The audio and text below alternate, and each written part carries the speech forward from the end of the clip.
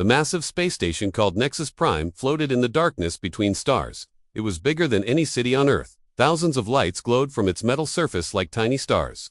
Ships from hundreds of different worlds came and went. From its many docking bays, this was the center of galactic power. This was where the Galactic Council made decisions that affected billions of living beings across the galaxy. Ambassador Dongwoo Kim stood at the window of his small quarters and looked out at the endless space.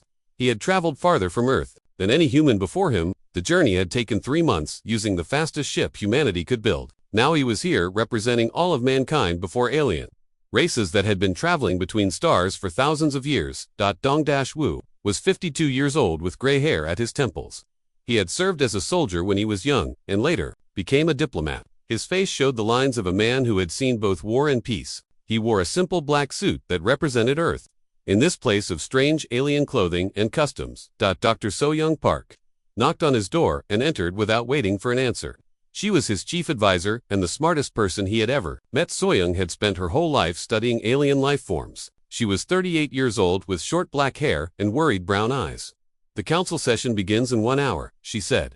Are you ready for this? Dongwoo turned from the window. As ready as anyone can be when speaking for an entire planet. Captain Haejin Lee joined them in the small room. He was head of their security team and looked uncomfortable in his dress uniform. Haejin was a big man with strong hands and careful eyes. He had fought in the Asian war conflicts and carried himself like a soldier even in diplomatic meetings. Sir, I still think this is a mistake, Haejin said. These aliens have been watching us for decades. They know about our wars. They know about our weapons. They think we are violent. So-Young nodded. The preliminary meetings have not gone well. Chancellor Vexstar barely looked at our cultural presentations. The other species representatives whisper when we pass in the corridors. Dongwoo straightened his tie. Then we will show them they are wrong about us. Humanity deserves a place among the stars. The council chamber was enormous. It could hold representatives from over 800 different species. The ceiling disappeared into darkness high above. Floating platforms held the seats for different alien delegations. Some species needed water environments. Others required different atmospheric conditions. The technology that allowed them all to breathe and speak together was beyond human understanding. Dongwoo walked to the small platform designated for Earth. It was positioned near the back of the chamber. The message was clear. Humanity was not considered important.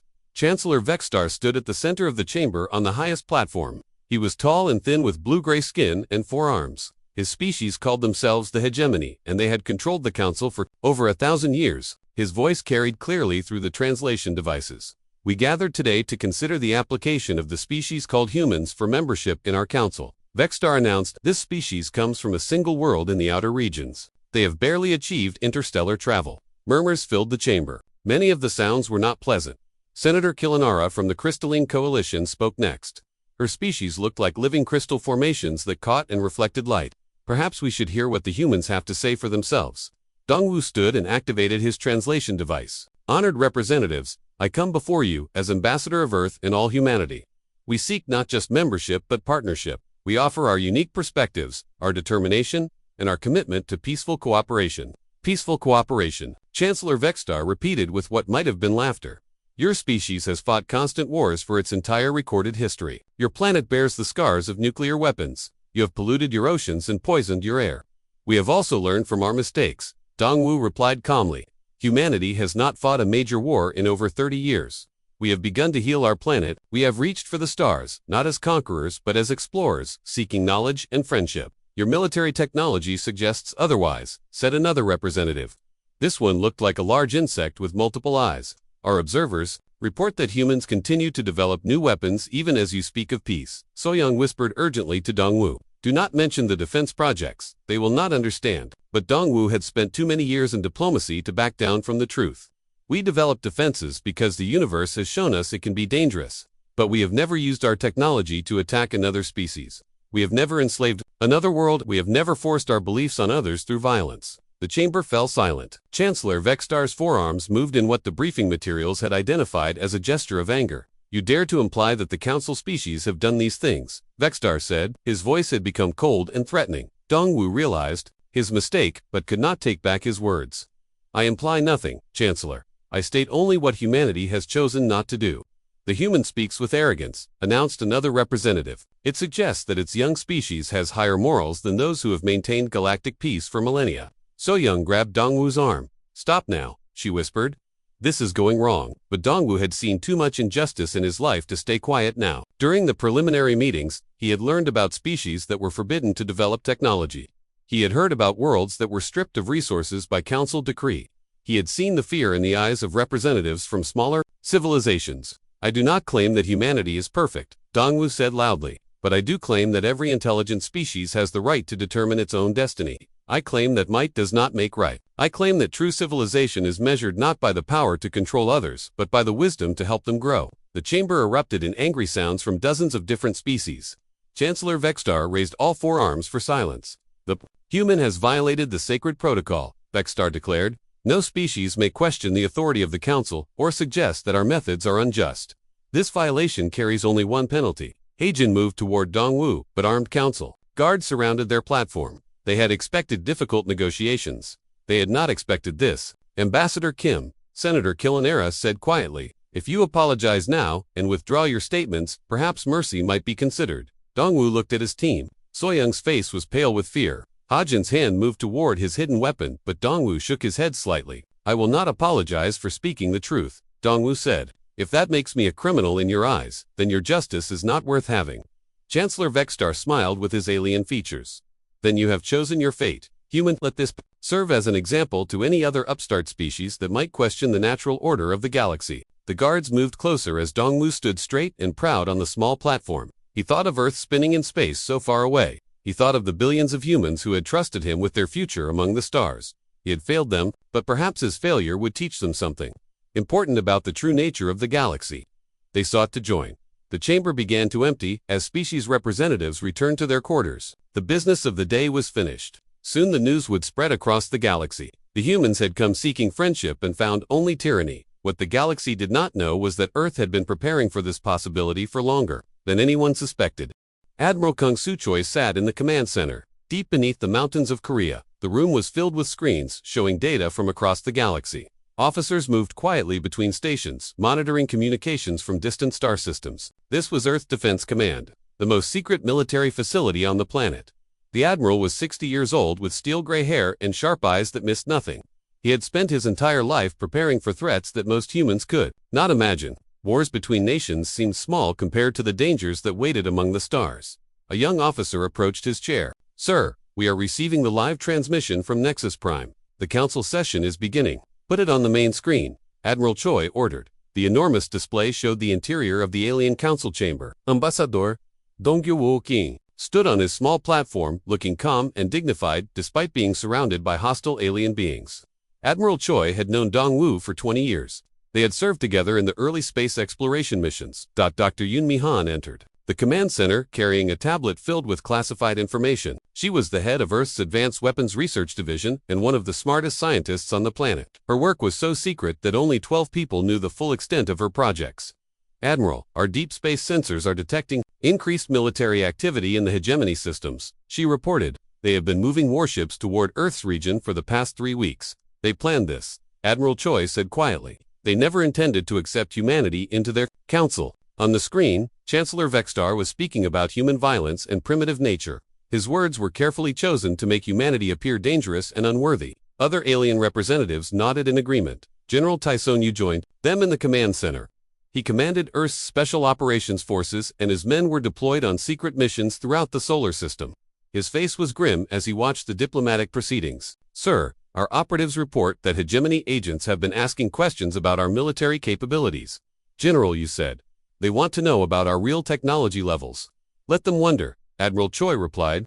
"Earth has been underestimated." Before the transmission from Nexus Prime continued, Ambassador Kim was speaking about human values and the right of all species to determine their own futures. His words were brave, but Admiral Choi could see that the alien audience was becoming angry. Dr. Han checked her tablet. "Admiral, the Prometheus facilities are ready. All research teams are standing by for activation orders." "Not yet," Admiral Choi said. "Let us see how far they will push this." The tension in the council chamber was growing. Chancellor Vextar accused Ambassador Kim of violating sacred protocols by questioning council authority. The alien guards moved closer to the human delegation. President Janae Kong arrived in the command center escorted by her security team. She was the elected leader of Earth's unified government and one of the few people who knew about humanity's hidden preparations. Her face was pale as she watched her representative standing alone among hostile aliens. "Can we extract him?" she asked Admiral Choi. "Our ships are not fast enough to reach Nexus Prime in time," he replied. Dongwoo knew this mission might be one way. On the screen, Ambassador Kim refused to apologize for his words about justice and freedom. Chancellor Vexstar smiled with cruel satisfaction as he announced the penalty for violating council law. The execution was swift and public. Ambassador Dongwoo Kim died standing proud and unafraid while alien cameras broadcast his death across the galaxy. The message was clear. This is what happens to species that challenge the council's authority. The command center fell silent as the transmission ended. President Kong closed her eyes and took a deep breath. When she opened them again, her expression had changed completely. "Admiral, how long before our preparations are complete?" she asked. "The defensive systems have been active for 5 years." Admiral Choi replied, "The offensive capabilities can be deployed within 72 hours. Dr. Han stepped forward. "Madam President, we have been working on technologies that the galaxy has never seen. Our research into the ancient artifacts has produced remarkable results." "Ancient artifacts?" President Kang asked. "The objects we found in the ruins beneath Antarctica and the Pacific Ocean," Dr. Han explained. "They predate any known civilization. The technology is far beyond anything the Council species possess."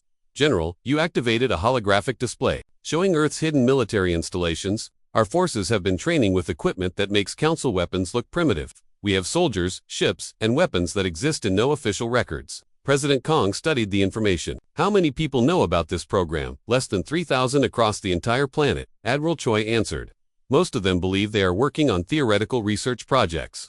Commander Wu Jinnam entered the command center carrying orders sealed with the highest security classifications. He was the leader of the Prometheus project and had spent 15 years developing humanity's secret capabilities. "Madame President, the Deep Space Monitoring Stations report hegemony fleets moving into attack positions," he said. "They expect Earth to surrender immediately." "They expect wrong," President Kong said firmly. "Admiral, prepare to activate Extermination Protocol Alpha." The officers in the command center exchanged glances. They had trained for this moment but hoped it would never come. "Ma'am, the protocol designation might be misunderstood," Dr. Han said carefully. "We are not planning to exterminate anyone." "No," President Kong agreed. "We are planning to exterminate tyranny." "There is a difference." Admiral Choi began issuing orders to his staff. Secret facilities around the world started powering up systems that had waited years for activation. Ships hidden in asteroid fields throughout the solar system received coded messages to begin their missions. "Commander Nam, how long before the stealth fleet reaches the first target?" President Kong asked. 18 hours, Madam President. They will never see us coming." President Kong walked to the center of the command center and looked at the displays. Showing Earth from space, it appeared peaceful and helpless, exactly as humanity wanted their enemies to believe. "Record a message for transmission to every inhabited world in the galaxy," she ordered. "It is time to announce Earth's response to the murder of our ambassador." The recording equipment activated as President Kong stood before the cameras. Behind her, the displays showed Earth's beautiful blue surface and white clouds. She appeared to be just another leader from a primitive world making empty threats to the species of the galaxy. She began. "Today, the Galactic Council murdered Ambassador Dongwoo Kim for the crime of speaking truth about justice and freedom. They believe this act will force humanity to submit to their authority." She paused and her expression hardened. "They are wrong. Earth hereby declares the activation of Extermination Protocol Alpha. We will not seek revenge against innocent beings, but we will systematically remove the tyrannical power structure that oppresses free species throughout the galaxy. The Council believes humanity is weak because we come from a single world. They believe we are primitive because our technology appears simple. They believe we will surrender because we seem outnumbered." President Kang smiled, but her eyes remained cold. "The Council is about to learn that Earth has been hiding capabilities that will reshape the balance of power among the stars. Ambassador Kim died for the principle that all intelligent species deserve freedom. His death will not be in vain." The transmission ended, and the message began its journey to every corner of the galaxy. Most species would dismiss it as desperate, posturing from a doomed world. They had no idea that humanity had been preparing for galactic war since the first day they detected alien signals from space. Commander Wu Jinnam stood in the secret facility, buried 3 miles beneath the Antarctic ice. The Prometheus project headquarters was larger than most cities, but completely hidden from the surface world. Thousands of scientists and engineers worked in laboratories that contained technology beyond the imagination of most humans. Wu-Jin was 45 years old, with quiet eyes and careful movements. He had spent the last 15 years developing weapons and defenses that could protect Earth from threats among the stars. The work had required absolute secrecy and total dedication. Dr. Seal He joined him at the observation deck overlooking the main construction bay. She was the quantum physicist who had unlocked the secrets of the ancient artifacts found in Earth's deepest places. Her discoveries had changed everything humanity thought they knew about physics and technology. The first wave ships are ready for deployment, she reported. All stealth systems are functioning perfectly. Below them in the massive bay, 12 ships waited in launching position. They looked nothing like the crude vessels humanity had shown to the galaxy. These ships were sleek and dark, built with materials that bent light around them. Their engines used principles that the Galactic Council believed were impossible.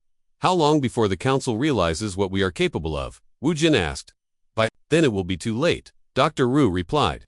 Our analysis of their technology shows they are centuries behind what we have developed. Captain Boyer Song climbed the stairs to join them. She was the pilot chosen to command the first stealth dreadnought in actual combat. Biora was 32 years old with sharp reflexes and absolute confidence in her abilities. She had trained for 3 years in simulators using alien combat scenarios. Commander, my ship is ready for the mission, she said. We can reach the first target in 14 hours. The first target was a hegemony military base in the Kepler system. Intelligence reports showed it controlled the supply lines for 6 star systems and contained over 50,000 enemy troops. The Council believed it was completely safe from human attack. Master Chief Jiho Kong entered the observation area carrying classified mission briefings. He commanded the Ghost Battalion, Earth's most elite soldiers equipped with technology that made them nearly invisible. His men had been training in zero-gravity combat and alien environment operations. Sir, the ground assault teams are boarding their ships, he reported. We will secure all strategic objectives within 6 hours of arrival. Wu Jin activated the holographic displays showing the current positions of hegemony forces throughout the galaxy. Red markers indicated enemy military installations. Blue markers showed the locations of oppressed species that might support human operations. The Council expects us to attack in rage and make mistakes, Wu Jin said. Instead, we will demonstrate precision and discipline they cannot match. Dr. Ru pulled up technical specifications for the weapons systems. The plasma cannons use technology from the Pacific artifacts. They can penetrate any known shielding. The gravity manipulators come from the Antarctic site. They can disable enemy ships without destroying them. What about civilian casualties? Captain Song asked. Zero tolerance, Wu Jin replied firmly. Every targeting system includes safeguards to prevent harm to non-combatants. We are liberators, not conquerors. The launch sequence began as Captain Song made her way to the Dreadnought command deck. The ship was 300 meters long, but sensor readings showed empty space where it floated. The stealth technology was perfect. Colonel Young-Ho Park arrived in the command center carrying psychological warfare materials. His job was to coordinate with oppressed species throughout the galaxy and encourage them to resist Council rule. The broadcasts had been prepared for months. Commander, we have established communication links with 47 different resistance groups, he said. They are waiting for proof that someone can challenge the hegemony successfully. They will have their proof within 24 hours, Wu Jin promised. The first ships launched from hidden bays in the Antarctic ice. They accelerated through Earth's atmosphere without making any sound or leaving any trace. Within minutes, they had reached velocities that Council scientists claimed were impossible for vessels of their size. Admiral Choi's voice came through the secure communication system. Prometheus Command, this is Earth Defense. All monitoring stations report successful launch. The enemy has detected nothing. Understood, Admiral Wu Jin replied. Phase 1 is now active. Dr. Ru monitored the quantum communication arrays that allowed instant contact across galactic distances. The technology came from artifacts that were millions of years old, built by a civilization that had vanished before the Council species had developed space travel. Commander, we are receiving reports from our intelligence operatives, she said. The hegemony leadership is meeting in emergency session. They are planning massive retaliation against Earth. Let them plan, Wu Jin said calmly. By the time they realize what is happening, their military infrastructure will be in ruins. The holographic displays showed the progress of human forces moving through space toward their targets. 12 different strike teams were approaching hegemony installations across 3 star systems. Each team had orders to disable enemy capabilities while avoiding unnecessary destruction. Master Chief Kang received updates from his ground assault units. Sir, advanced reconnaissance confirms the intelligence reports.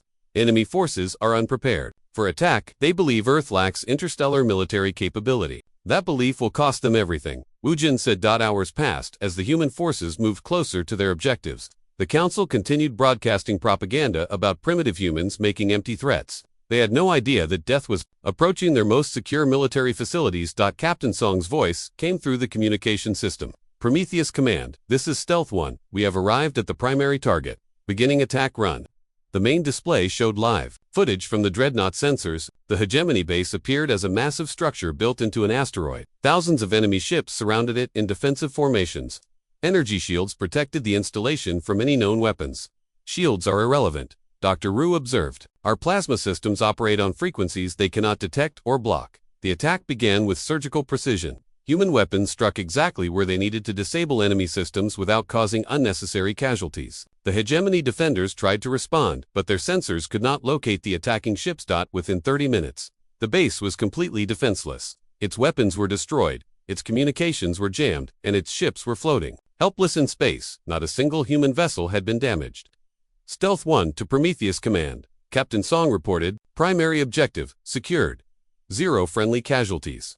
Enemy military capability eliminated. Similar reports came from the other 11 strike teams. Every attack had succeeded perfectly. The hegemony had lost 12 major military installations. In a single coordinated operation, Colonel Park began broadcasting messages to oppressed species throughout the galaxy. People of the stars, the humans have struck the first blow for freedom. Rise up against your oppressors. Liberation has begun. The psychological impact was immediate. Species that had suffered under council rule for centuries suddenly had hope. Resistance movements that had hidden in shadows began planning open rebellion. Admiral Choi's voice came through the communication system again. Prometheus Command, we are detecting massive confusion in council territories. Their military leaders cannot understand how we achieved simultaneous attacks across such vast distances. They are about to learn that Earth has capabilities they never imagined. Wu Jin replied, this is only the beginning. The success of the first strikes proved that humanity's secret preparations had been worthwhile. Years of research into ancient, alien technology had given Earth weapons and defenses that surpassed anything the galaxy had ever seen. Dr. Ru studied the enemy response patterns. Commander, they are sending investigation teams to the attacked facilities. When they analyze the damage, they will realize their technology is completely outmatched. Good, Wu Jin said. Fear is a powerful weapon when used correctly. The sleeping giant had awakened. Earth's true military power was now revealed to the galaxy.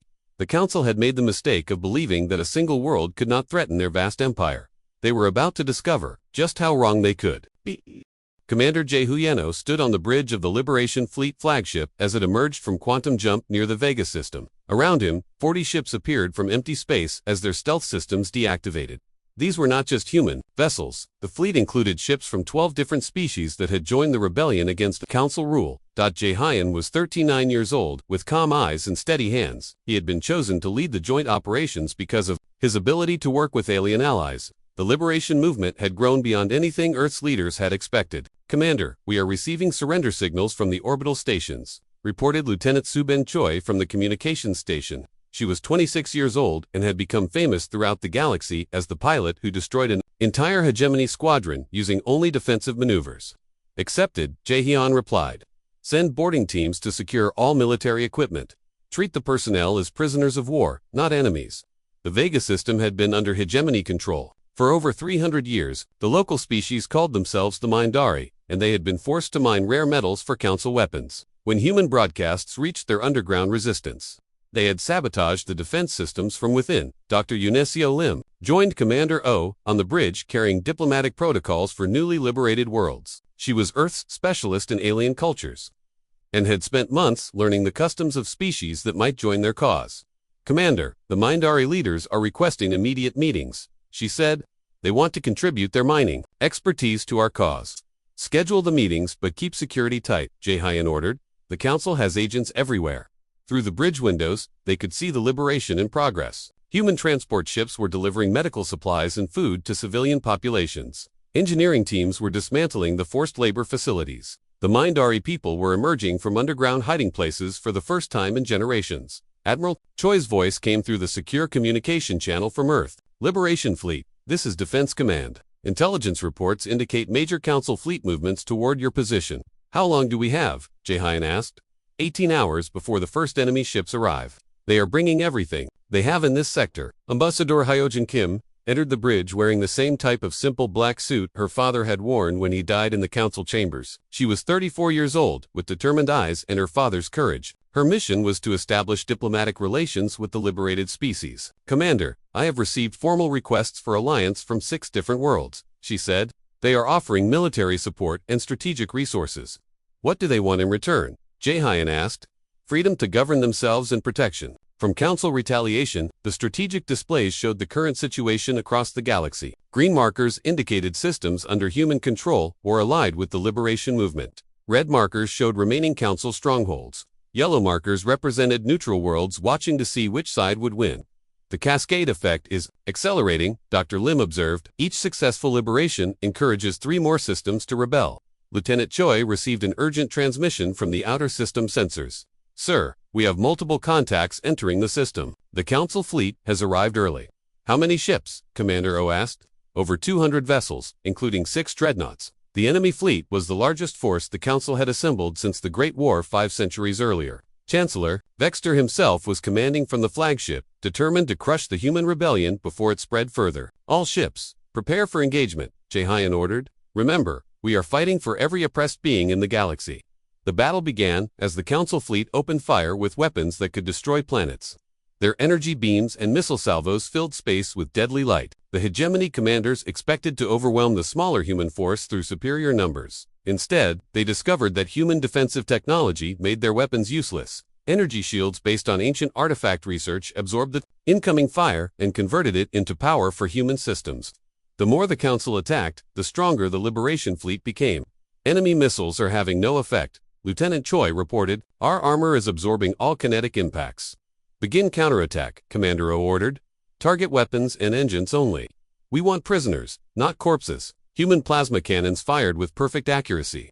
Each shot disabled enemy systems without destroying the ships completely. Council vessels that had ruled space lanes for centuries found themselves helpless against technology they could not understand. The 6 enemy dreadnoughts tried to coordinate a final assault against the human flagship. Their combined firepower could have destroyed a moon, but the Liberation Fleet scattered into formations that confused enemy targeting systems while human stealth fighters attacked from impossible angles. Within 4 hours, the entire Council fleet was floating dead in space. Not a single human ship had been destroyed. The prisoners included some of the highest-ranking military officers in the hegemony forces. This is impossible, Chancellor Vextar transmitted from his disabled flagship. No single world possesses such capabilities. Earth is not alone anymore, Ambassador Kim replied over the open channel. We represent every species that believes in freedom. The victory at Vega became the turning point of the Galactic War. News of the battle spread faster than light through quantum communication networks. Species that had served the Council for thousands of years began questioning why they supported a government that could be defeated so completely. Dr. Lim received reports from intelligence operatives throughout Council space. Commander, we are detecting rebellion in over 40 systems. The Council is losing control of entire sectors. What about civilian casualties? Jaehyun asked. Remarkably low. The human strategy of precise strikes and immediate humanitarian aid is winning hearts and minds everywhere. Ambassador Kim began broadcasting directly to Council territories. People of the galaxy, you have seen that the hegemony can be defeated. You have seen that humans fight only against military targets while protecting innocent lives. Join us and help build a government that serves all species equally.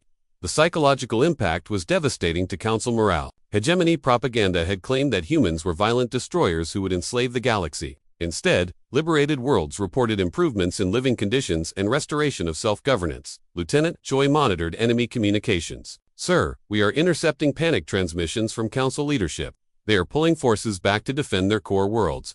Let them retreat, Commander O said. Every system they abandon becomes free to choose its own future. The liberation cascade was becoming unstoppable. Each human victory inspired more rebellions. Each act of mercy toward defeated enemies convinced neutral species to support the cause. The ancient empire that had ruled for millennia was crumbling faster than anyone had believed possible. Admiral Choi contacted the fleet with new orders from Earth. Liberation Fleet, you are authorized to proceed to Phase 3 operations. Target, priority is now the Council core systems. Understood, Admiral, Jaehyun replied. We are moving toward the final phase. Ambassador Kim looked out at the liberated Vega system where former slaves were building new lives in freedom. My father would be proud to see what his sacrifice has accomplished. His death started something that will change the galaxy forever. Commander O agreed. The human fleet prepared to jump toward the heart of Council space.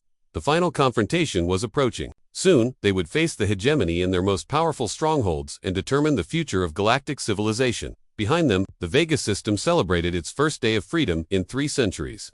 Across the galaxy, billions of oppressed beings watched the stars and waited for liberation to reach their worlds. The sleeping giant had not just awakened, it had become the leader of a revolution that would reshape the balance of power among the stars forever. Fleet Admiral Dong Hyan SEO moved through the corridors of Nexus Prime Station with silent steps. His infiltration team had reached the heart of galactic power without firing a single shot. The same station where Ambassador Dong Woo Kim had died was now under human control. Admiral SEO was 57 years old, with patient eyes and movements like flowing water. He had spent decades perfecting the art of invisible warfare.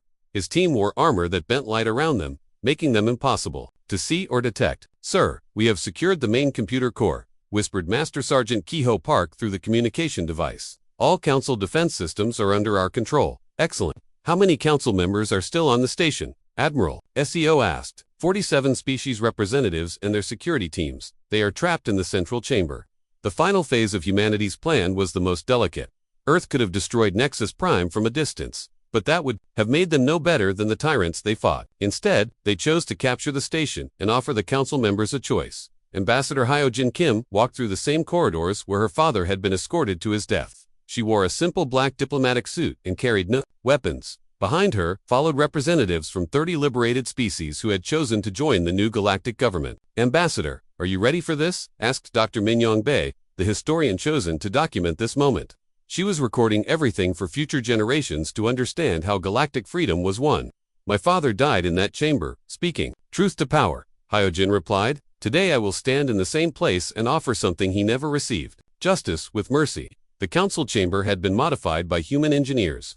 The high platforms that showed species hierarchy had been removed. In their place stood a simple, circular arrangement where every representative could sit as equals. The translation systems had been upgraded to ensure perfect communication between all species. Chancellor Vexstar sat in the center of the chamber, surrounded by the remaining council loyalists. His 4 arms were bound, but his eyes still showed defiance. He had ruled the galaxy for over 50 years and could not accept that his empire was ending. "You humans think you have won," he said as Ambassador Kim entered the chamber, "but you will discover that ruling the galaxy is more difficult than conquering it." "We have no intention of ruling anyone," Hyojin replied calmly. "We intend to help everyone rule themselves." President Janae Kong appeared on the communication screens from Earth. Around her stood the leaders of the world government that had guided humanity through its greatest challenge. Her face showed both sadness for the cost of war and hope for the future of peace. "People of the galaxy," President Kang began, "today marks the end of an empire built on oppression and the beginning of a democracy founded on equality. The Galactic Council is dissolved. In its place, we propose the Democratic Galactic Assembly." The reaction in the chamber was immediate.